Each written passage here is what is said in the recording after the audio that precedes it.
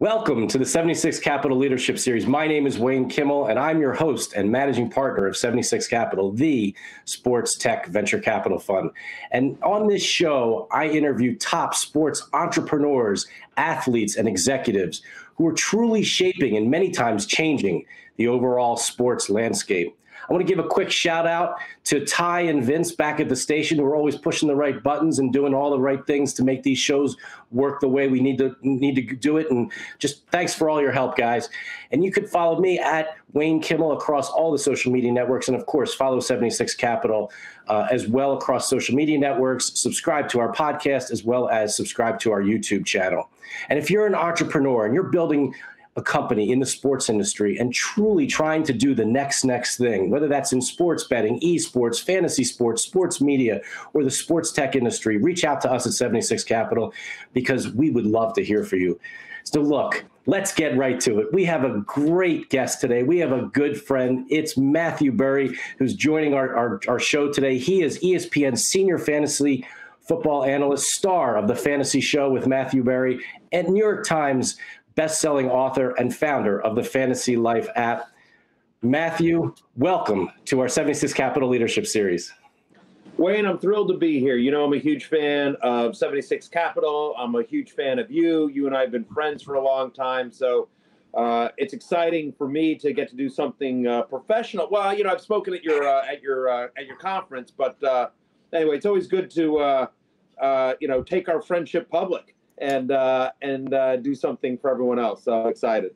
Absolutely. You know, we could start with that, Matthew. That was, you know, we really appreciated you coming to our Sports Innovation Conference back in November of 2019. It was one of the last sort of big conferences that really happened prior to the shutdown.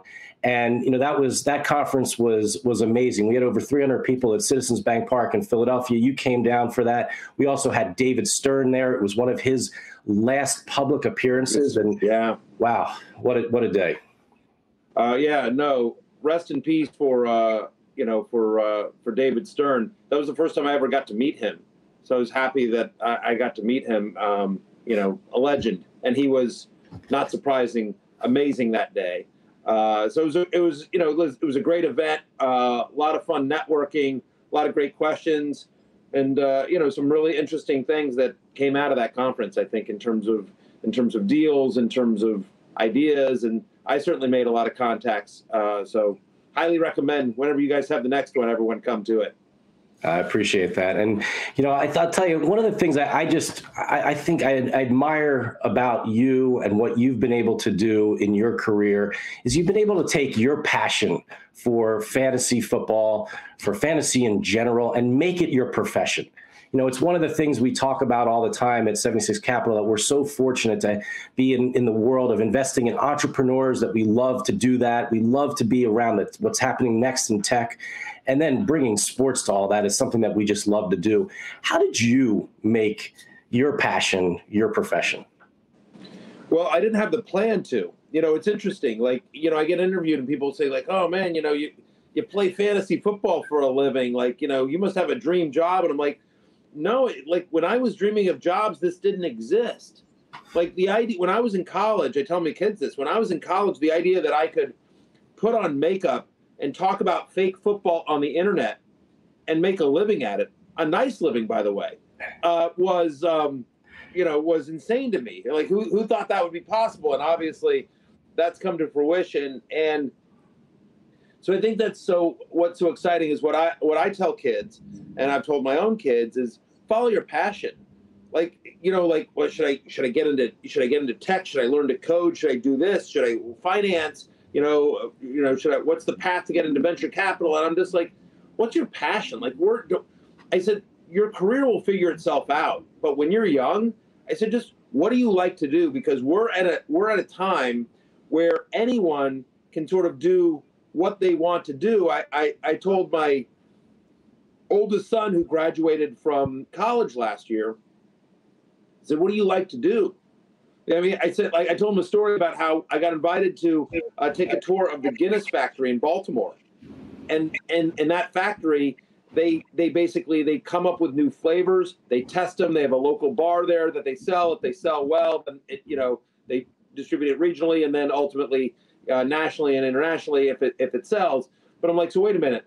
So you have guys whose entire job is to basically come up with beer flavors and drink them? And he's like, yeah. Like, I told that story to my kid. I'm like, listen, like, it's not a career for everyone, but if you told me, like, the thing I like to do most in the world is drink beer, there's a career for you. And so what he really likes to do, actually, believe it or not, he likes to gamble in sports, and he's working for FanDuel now and absolutely loves it. He's having a great time over there. So for me, to answer your question directly, I just followed my passion. I never thought it could be a career. I just really loved fantasy sports. Been playing since I was 14 years old. I'll give the quick 2-minute version here.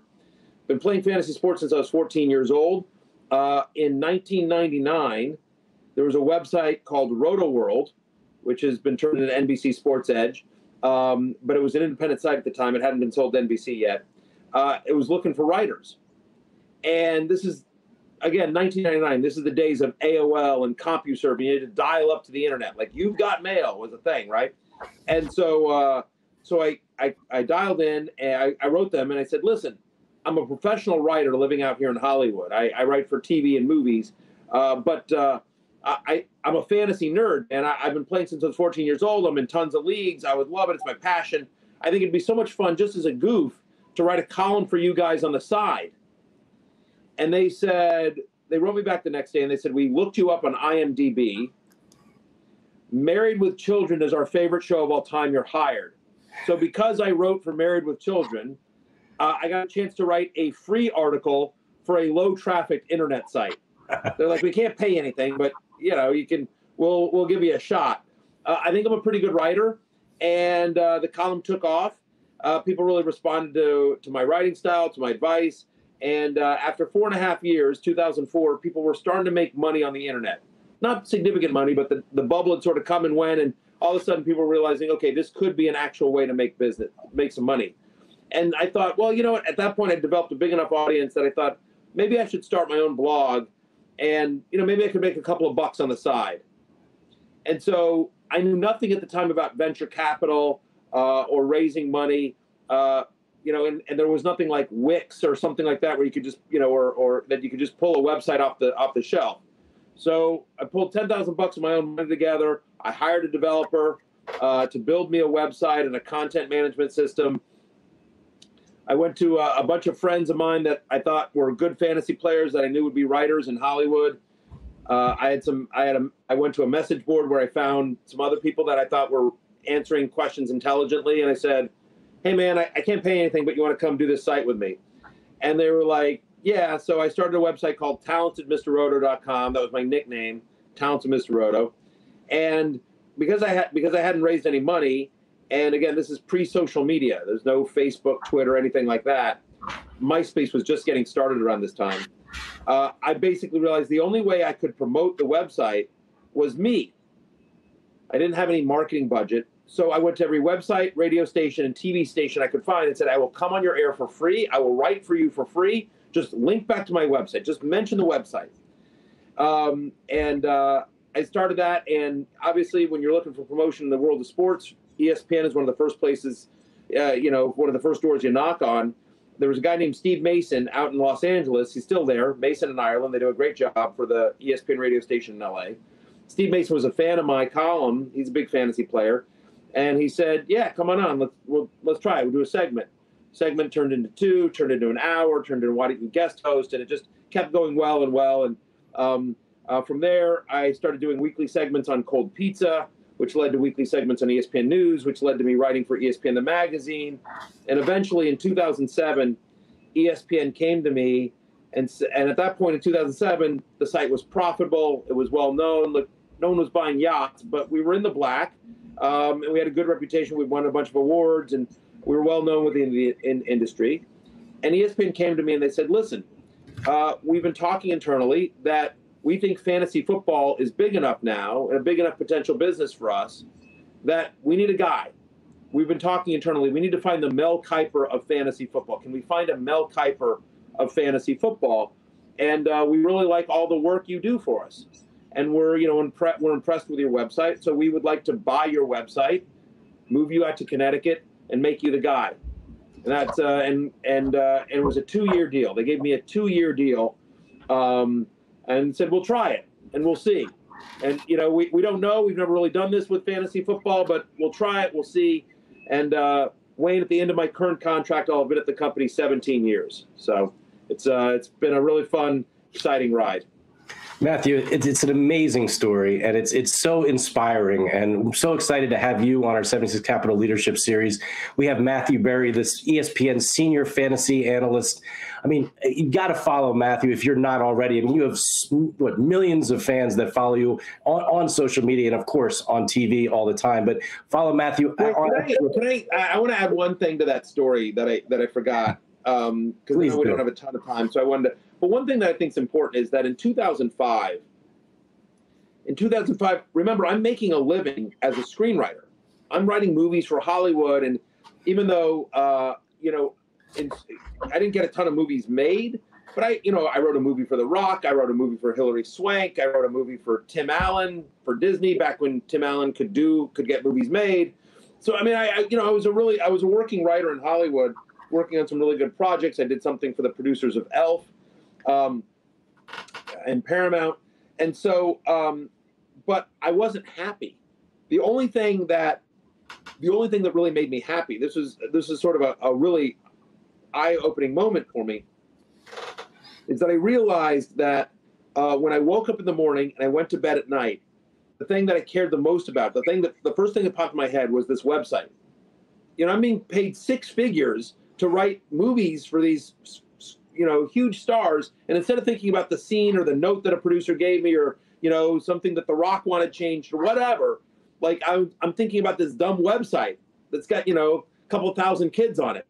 And that was just kind of this wake. I just had an epiphany, and I wasn't really happy with my career in Hollywood. Nothing was wrong with the career, but I didn't enjoy it. I wasn't passionate about it. I sort of got there, and that's a whole nother podcast as to what I didn't like about Hollywood. But I think the important thing here is that I wrote with a partner, a writing partner, that a buddy of mine from college, Eric, and I went to him and I said, listen, I think I want out. I'll probably make $10,000 a year. This is 2005. I said, I'll probably make $10,000 a year, but I don't care. I want to try to make a career at fantasy football. That's the only thing that makes me happy. I want to chase happiness. I want to chase my passion. I want to chase happiness. And so, let's you and I do one last movie, bank the money, because then I'm out. I'm giving you sort of a year's heads up here. And so he was like, okay, understood. And so I did that, and we finished our last movie at the end of 2005. And then 2006, I just went full bore into the website, and ultimately in the middle of 2007 is when ESPN acquired us. But I would love to tell you that I had this amazing business plan and this incredible foresight, Wayne. But the truth is that I just chased happiness. I just chased my passion, and by doing that, I wound up. I've made a lot more money than I ever made in Hollywood. I had to leave Hollywood to actually get on TV. I'm no longer in show business, but I've won an Emmy now. I mean, it's sort of insane. Like, listen, I'm actually in a movie. Like, I left Hollywood, and once I left Hollywood, somebody put me in a movie. Like, so it's kind of this crazy serendipitous path. Well, I love that story about how you got into a movie through your brother, and I learned that story actually through my son's friends. You were on their podcast, Jacob and Jacob, and yes. I loved hearing that story. But it's amazing. I mean, you talk about your passion, talk about things that you love, and just going after it. Right now, you have some really great people that you work with at ESPN on a daily basis. I mean, whether it's Field Yates, you do a lot of things with him. I loved his shirt on your love all the different shirts. Yeah, it's a fantasylife.com shirt. Yeah, we have some merch. Well, it's tremendous. We'll talk about some of the people that you work with at ESPN and what those relationships are like. Listen, it's great. I'm very lucky. The people that I work with, I get to do a lot of different things at ESPN. As I always joke, I said, the best part about my job is I'm one of the only guys. The worst part about my job is I'm one of the only guys. And by one of the only guys, I mean here internally at ESPN in terms of fantasy sports, because Field Yates wears many hats. Mike Clay, who does a great job, but he's also part of our daily wager crew, and he does a lot of betting content for us. Stefania Bell, also a member of our podcast. She's amazing, but she's an injury analyst. And so when Tiger Woods has knee surgery or there's an NBA prospect that, is dealing with a hamstring, they call her in. So she's not just fantasy football. She's injuries for all sports, at all times. And so, but they're really supportive. They understand what's good and bad about me, and they try to highlight the good and help me hide the bad. And we get along really, really well. And we've been together for a long time, and the podcast has been successful. I do a show for ESPN Plus called The Fantasy Show, as you mentioned at the top of the show, and that might be the most fun thing that I do at the network. I've told this story before, but for people who don't understand the inner workings of ESPN, executive vice president of production, I think is his title, but Norby Williamson, basically runs the place, and oversees much of our studio production and digital and so anyway, Norby called me into his office one day, and he says to me, "You ever seen Mad Money with Jim Cramer?" And I'm like, "Of course." He goes, "Have this idea to do a show like that around you, but for fantasy football." He goes, I only have two rules. He's like, "I want you sort of standing up, talking down barrel the way Jim does, talking directly to the camera about fantasy football. And my only other rule is it can't look like anything else on ESPN. It has to be completely different. I don't want you in a tie. I don't want you sitting at a desk. I don't want, two other people with you. It has to be completely different." And he says, "Other than that, go with God. Have fun." And so myself and a guy named Ed Eck, we came up with a show that is basically kind of a Pee-wee's Playhouse on steroids. It's fantasy. We're doing fun. So we have puppets. We have a talking robot. My co-host isn't a typical ESPN talent. It is my producer from the podcast, Daniel Dopp, who has long hair, a beard, full sleeve of tattoos on both arms, a nose ring. And we just make ourselves laugh. And we're like, we're probably going to get canceled in 6 weeks. They're going to see this and be like, "Wait, what? Wait, Norby approved this?" And in fact, we thought the show was so, our motto was, give us about 20 minutes and we promise to make you a much smarter fantasy player and a much dumber person. And so, it's fun. And so we use we use analytics and we use stats and we give really good advice surrounded by stupidity because, I love Avenue Q. I love Pee-wee's Playhouse as a kid. I'm a Howard Stern fan. I always loved Howard's puppets, Gary Puppet, Jackie Puppet for any Stern fans out there growing up. And I thought you could get away with more with puppets. And we decided we were like, we're so stupid. We're going to, we need somebody to tell us how stupid we are. So we had a puppet built with a suit on it. And in rehearsals, we would just call the puppet Norby. He was our boss. And the puppet sort of looks like Norby. And so we went and showed it to him. And we're like, so here's what we're doing. And we have this boss character that we want to do that's just going to tell us how dumb we are every time. And he's just like, it's fine. He goes, and we go, and we want to call it Norby. He's just like, yeah, you don't need to name it after me. Whatever. I don't care. If you think it's funny, go ahead. And so, God bless Norby Williamson, who fully support. Without Norby, that show never gets on the air. And I'm proud to say, Wayne, again, we thought it was going to get canceled in 6 weeks, but we just wanted to do the show that made us laugh and we thought was fun. We've just been renewed for our 5th season. We've done almost 300 episodes, and we're one of the most popular shows on ESPN Plus. That's amazing. That's amazing. And congratulations on that. And congratulations on all the success that you've had at ESPN, Matthew. It's awesome to see, and it's fun. And it is definitely also, not only entertaining, but it's also educational and really certainly helps, dummies like me who are trying to play fantasy. So I got to ask you a question about fantasy, because I typically just go with the guys I like, and I'll get into that in a second. But, when you think about what, trying to be a top fantasy player, It's like we think about it from a venture perspective. If you want to be a great entrepreneur, you got to be passionate, you got to be driven, you got to have that desire and, to go make it happen. What do you need? What are some of the traits that you need to have to be successful as a fantasy player? I think a lot of the same traits, obviously, right? It is a passion, right? Listen, ultimately, this is a fun thing. So in order to be a top fantasy player, I think you need passion, you need focus, dedication, because fantasy player value changes all the time with every news update, with every practice, with every game, with every piece of data that we can assemble. And then it's also having the ability to,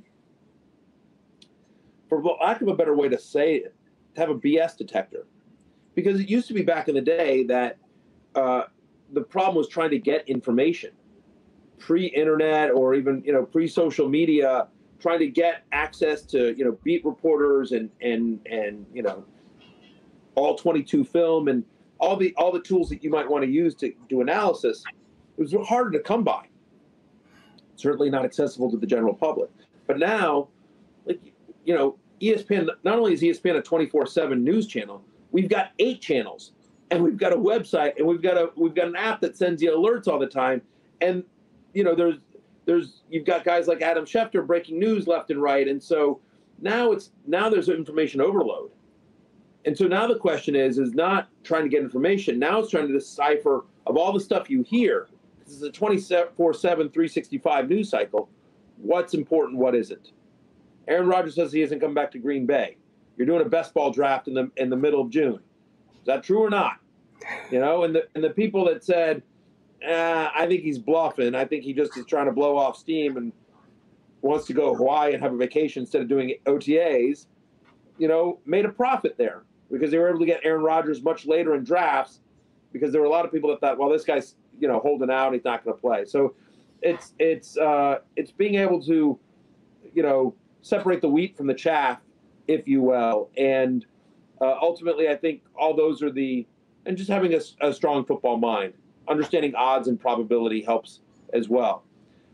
But truthfully, Wayne, that's part of my job is to help people, is to you've got a real life, you've got a wife, you've got a kid, you've got family, you're running a business, you're like, hey, I want to help my fantasy team. I don't have time to do all the work. And so it's just well, I'm here.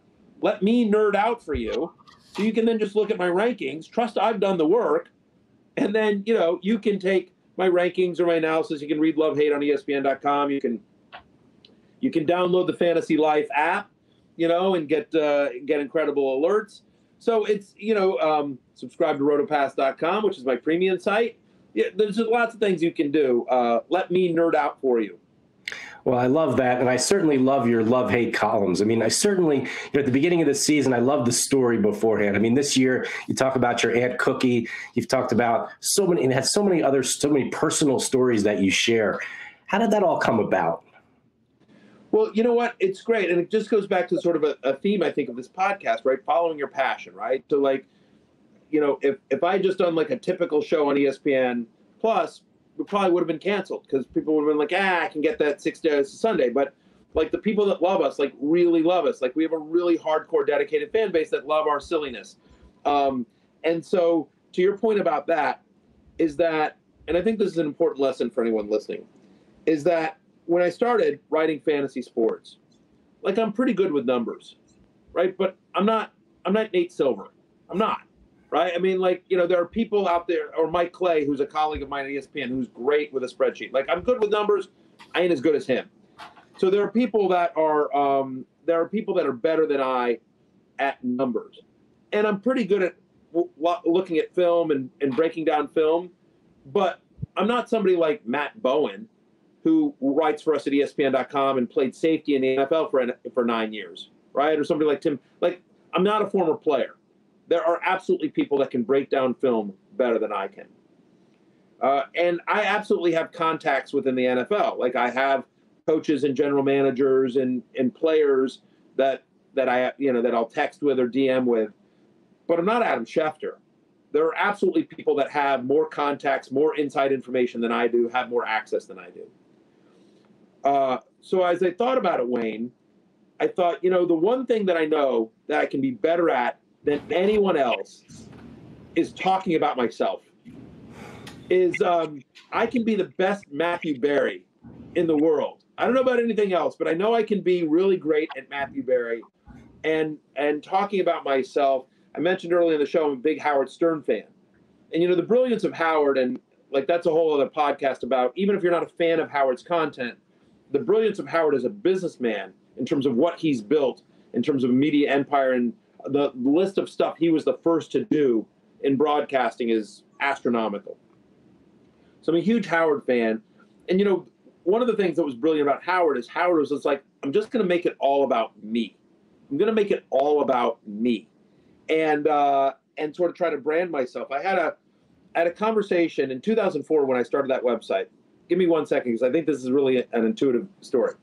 In 2004, when I started that Talented Mr. Roto website, I had lunch with a friend of mine who was one of the founders of Stamps.com, and so he was like my now ex-wife, but my ex-wife had a girlfriend. She was married to the guy, so not even really a friend, but like we went out to dinner with them as couples once, and so he was my smart internet friend.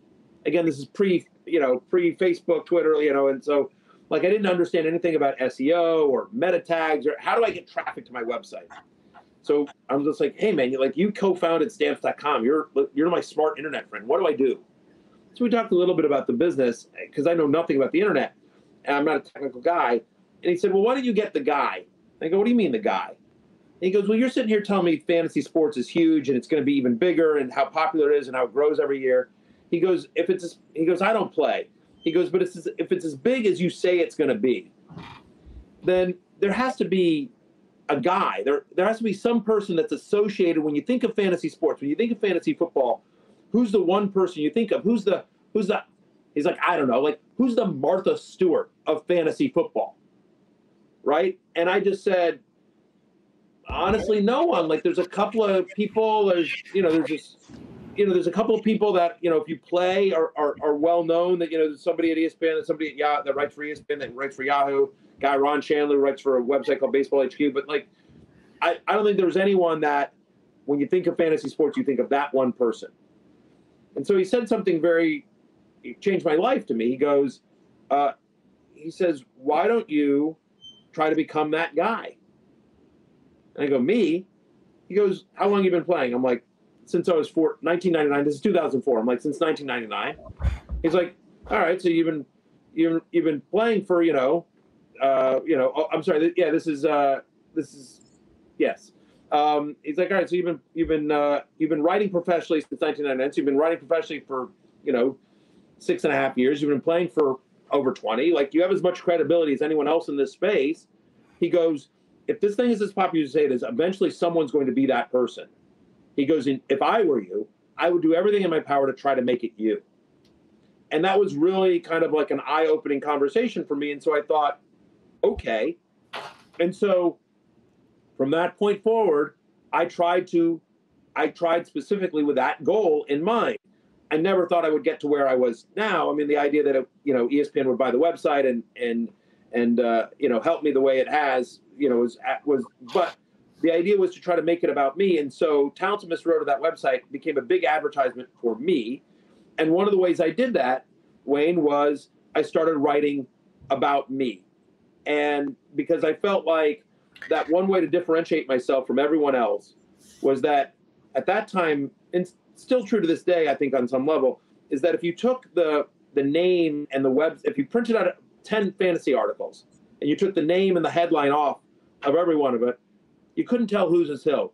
Most of the writing back then, and still to this day on some level, fairly dry, a lot of stats, a lot of numbers. Fantasy writing can sometimes be, feel like homework. And I felt like you couldn't really tell whose was whose. And I thought I wanted it to be, even if you hate my writing, even if you think it's egocentric and meandering and whatever, you can rip the ESPN and my name off of it. And anyone will be like, oh, that's a Matthew Berry column. And so that was the idea, was to try to differentiate myself from everyone else doing fantasy content and to also try to basically promote me. So it was a very specific idea. again, play to your strengths. I'm a big believer, Wayne, and you play the hand you're dealt. I'm a pretty good writer. And like I said, like I thought the advantage I had was that I could be the best Matthew Berry in the world. And so I thought, let's just let people know who Matthew Berry is. Well, I think it was a brilliant move, and it certainly has worked. And your friend did the right thing. You have definitely become the Martha Stewart of fantasy football, so no doubt. But Matthew, on a serious note, I mean, it really is smart. It is something that we talk at 76 Capital to our CEOs about all the time. If you're truly the expert in the industry, and you're trying to, blaze new paths and really do something that's the next thing, you got to put yourself out there. And you did that. And you have done that. And you've continued to do that. And that's incredibly impressive. So congratulations on everything that you've done so far. And I know I'm sure you got some more interesting and creative things that are coming next. Well, it's a real interesting time for me, and I would love your insight. You and I talked about it. We should get together privately. But I'll ask you this on the air, because I think this is an interesting thought process for anyone that might be listening to the podcast, is that I am, listen, I'm very happy at ESPN. They treat me well. It's a great company. I'm very lucky and blessed. But we are at a moment in time where two things are converging. Number one is that content creators, especially digital content creators, that have a large audience, that are loyal and movable, are finding ways to monetize those in significant ways. And some of them are former colleagues of mine, like whether it's, Bill Simmons or Dan Le Batard. You think about people like Pat McAfee as well. Clay Travis has done a good job with his company. Obviously, Dave Portnoy and everything over at Barstool, they're the gold standard in terms of that. And so, there's just a lot of people, and so you can keep on going down the list, right? So there's a lot of people that have been able to, that have a large following, that have been able to go out on their own, so to speak, and monetize that following. So that's happening. In addition, obviously, sports gambling is becoming legal. I know you guys have been at the forefront of that, Wayne, in terms of helping companies and players. Veasan, our mutual friend, Brian Musburger, did a great job. I know you guys were early investors there. Obviously, a great success story there. Again, content company around sports gambling. So there's so much activity within the sports gambling space, and feels like we're only in the first or second inning, and that there's going to be this tremendous amount of M&A activity over the next couple of years. And there's also going to be a tremendous amount of interest from sports gambling companies in content creators that have large audiences as they continue to fight for market share, right? Whether it's DraftKings and FanDuel wanting to maintain their leadership position, or other companies that are chasing them, because there's a lot of great companies in the space that I think it's going to become more than a two company race here very, very soon, right? Caesars, BetMGM, Penn, et cetera, et cetera. So and my audience specifically, fantasy players, and I'm lucky in that I have a large following. I have a large following on social. I have a large digital following. I have the Fantasy Life app, which I have a carve out from ESPN. I have a contractual carve out to do the Fantasy Life app. The Fantasy Life app is done. We have between us and the other company that we work, that Fantasy Life was acquired by another company called BetSperts, and combined that company has almost 1 million registered users. And so I'm lucky in that I have a large audience, and that audience is predisposed to gamble on sports. They're fantasy players, right? And Wayne, you know better than anyone that you've done the research that who converts into sports gamblers? People that play fantasy. So, I feel like there's going to be some opportunities for me going forward. And so trying to decide what to do with my career is kind of what I spend a lot of time thinking at the moment. Again, I'm very happy at ESPN. They treat me very well, but, I'd be silly not to look at what's going on around me. Well, I certainly think about you and your position at ESPN today as, the fantasy expert. And as you said, sort of the crossover to the sports betting world. And, look, who knows? You may be breaking news very shortly that ESPN is in the sports betting industry. So, who knows what happens with that? So there are these types of things that are happening, and who knows where it's all going to really go. But I think the one thing that you've proven is that you just got to keep moving forward. You got to continue to just put yourself out there, be in the mix, and you never know what's going to happen next as long as you're doing the right thing and working with the right kinds of people. And you certainly are right now. And that's something that I really appreciate. I have to ask you, Matthew, we're here and we're kind of getting to the end of our show here on our 76 Capital Leadership Series, and it's been awesome having you here. But I got to ask you one thing I will say is that I am very excited about, and I'm very grateful to ESPN for giving me the carve-out for it, but I'm very excited about the future of BetSperts and the Fantasy Life app. I will say to anyone listening to the podcast, if you're interested in learning more about that opportunity, reach out to Wayne, who can get you in touch with me, because some exciting things are happening with that company. Absolutely. And again, you can always reach Matthew at Matthew Berry, TMR on Twitter. And so, Matthew, I got to ask a personal question here for me, from my own fantasy side of things, right? So, we have a strategic partnership with Rubicon Talent where they represent professional athletes, and we do a lot of their off the field marketing and business work. We have some great clients like Devontae Smith and Justin Fields. And these are two of our newest clients for this year. They're two people that I hear you talk about a lot. Where should I pick these guys in my draft? So I have Justin Fields as a mid-tier QB2, and it's only because he hasn't been named the starter yet of the Bears. I think Justin Fields is going to be a fantasy superstar the minute he's named the starter of the Bears. First off, it's actually a better offense than I think people give it credit for. Last year, the Chicago Bears, even though they're quarterbacked by Mitch Trubisky and Nick Foles, they had sort of inconsistent quarterback play. They were still top 8 in pass attempts. They were top 12 in scrimmage, in overall scrimmage plays from scrimmage, offensive plays from scrimmage, I should say. So it's actually a pretty good offense.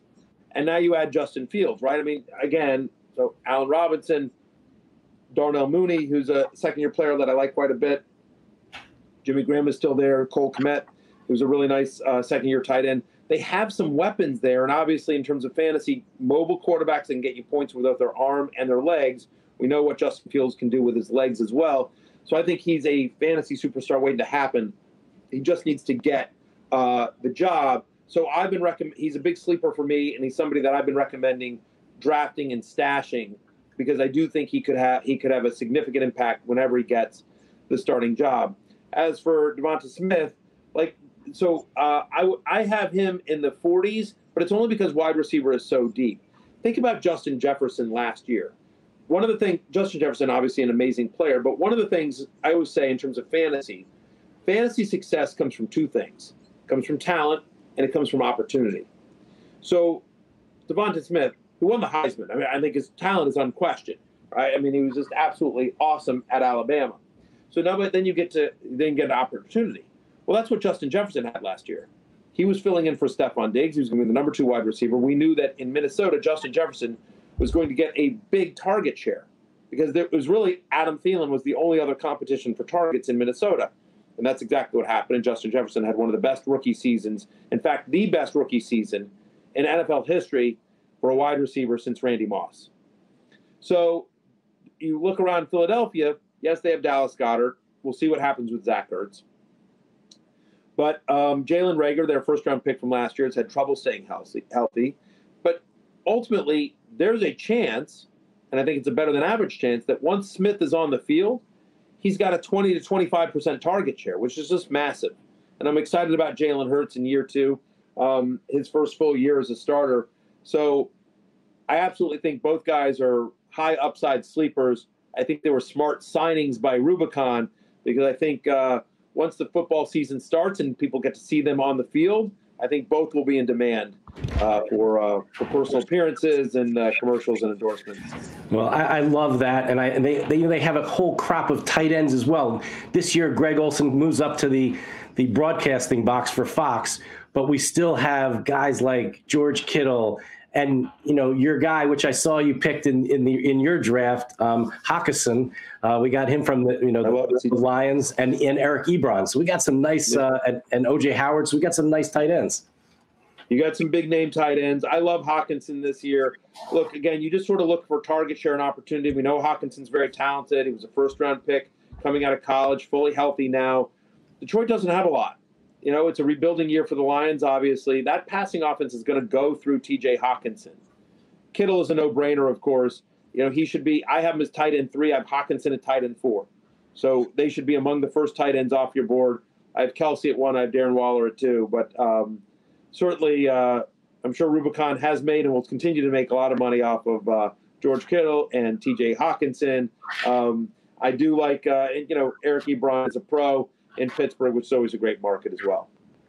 Well, it's really been awesome. Thank you for the tips, but also at the same time, really enjoyed having you on our show, hearing your whole story, and quite frankly, just learning more about how you were able to really turn your passion into your profession. And as we said earlier, you're not done, because there's a lot of upside right now within the fantasy world, within the sports betting industry, and just, sports media in general. Look, the NFL did not just, do a $100+ billion contract on the media side just because for fun. There's some big things that are going to be happening in the future. No, and I'm listen, just as a fan, I'm very excited to see what happens. As somebody that, has an ownership percentage of BetSports and fantasy like that, I'm obviously excited to see what happens there as well. And certainly, obviously, it's an exciting time at ESPN. You'll see me start to do a little bit more sports betting content this year.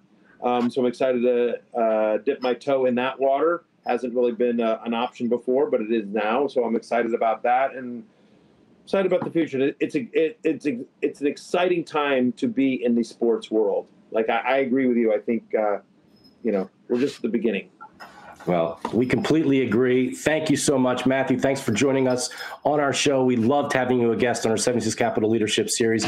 And make sure you follow Matthew Berry, TMR, on Twitter. And remember, if you're an entrepreneur, you're an athlete, a student, a business person who wants to work or start a company, whether that's in the sports betting industry, the fantasy industry, the esports industry, the sports tech industry, or just in generally around the sports media industry, reach out to us at 76 Capital. We would love to connect with you. Matthew would love to connect with you and watch all of his shows this year. Again, I'm Wayne Kimmel. Thank you so much for tuning into this edition of the 76 Capital Leadership Series.